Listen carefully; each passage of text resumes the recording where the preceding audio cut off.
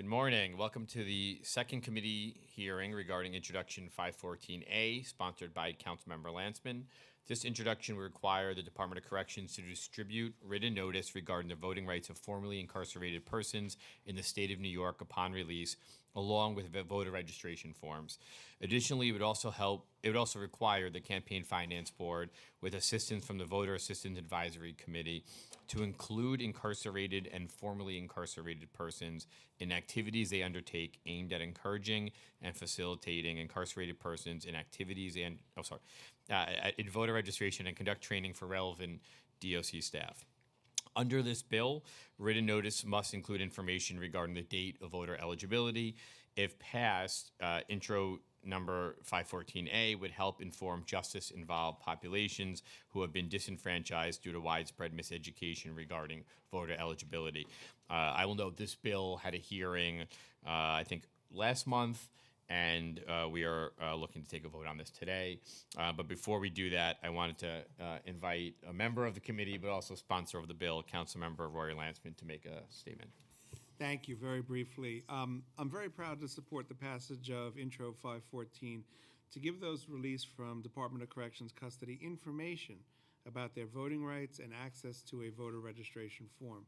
An overwhelming number of individuals released from DOC custody have the right to vote, yet the majority are unaware of that right. Misinformation about voting policies and laws sows confusion among formerly incarcerated people. We know that rebuilding societal ties reduces recidivism for justice-involved people, and my legislation is another step we must take to re-enfranchise those communities. Informing justice-involved individuals of their voting rights will only lead to a more democratic, inclusive, and engaged city. I'd like to thank the chair, Keith Powers, for his support for this legislation and for conducting that hearing, and the committee staff, especially Alana Sivin, who worked hard to make this legislation inclusive. Thank you very much. Thank you. With that, I wanted to also note that in addition to Councilmember Landsman, we're joined by Councilmember Ampry Samuel, Councilmember Bob Holden, and Councilmember Carlina Rivera. With that, I think I'm going to ask the clerk to call the roll. William Martin, Committee Clerk. Roll call vote, Committee on Criminal Justice. Introduction 514A. Chair Powers. I vote aye. Landsman. Aye. Ampry Samuel.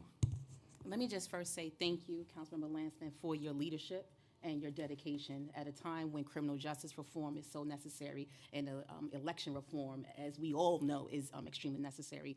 I was very proud to be able to be supportive, so thank you for your leadership, and thank you, Chair Powers, for your leadership as well, and I vote aye. Holden. Aye.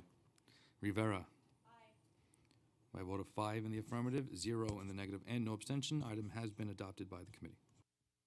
Thank you. And I just want to note for the committee members that our hearing that was scheduled for Thursday is going to be moved to another date, potentially next week or the week after, so we'll be keeping updated on that.